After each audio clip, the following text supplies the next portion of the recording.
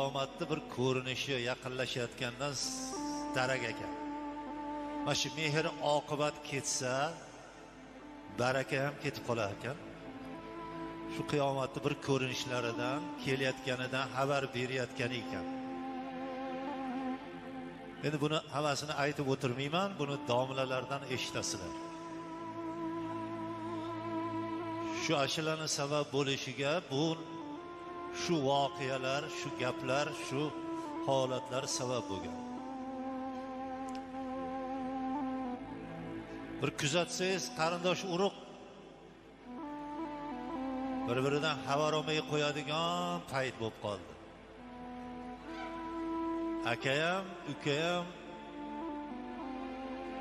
opa-singillar ham qanaqadir sal o'zini bir-biridan tortib qoladigan payt bo'ldi.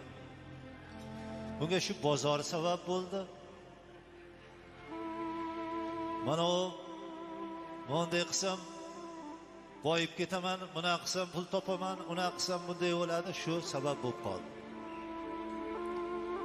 Zamon tezlashib, mana kompyuter, telefon, samolyot, boshqa uyu-buyu. Odamlar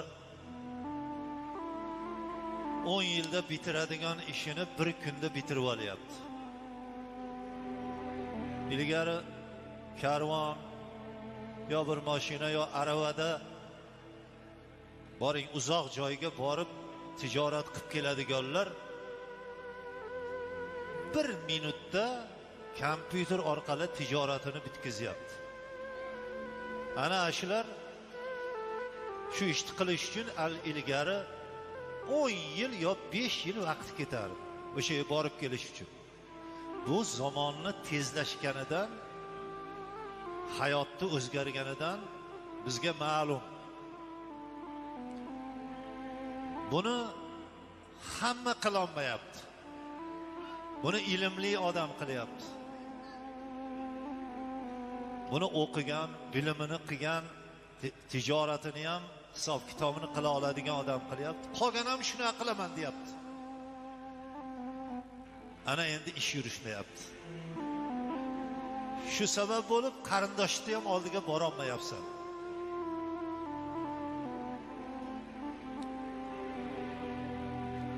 Va shu ashula shu hozir aytadigan ashulamiz sabab voqealari shu.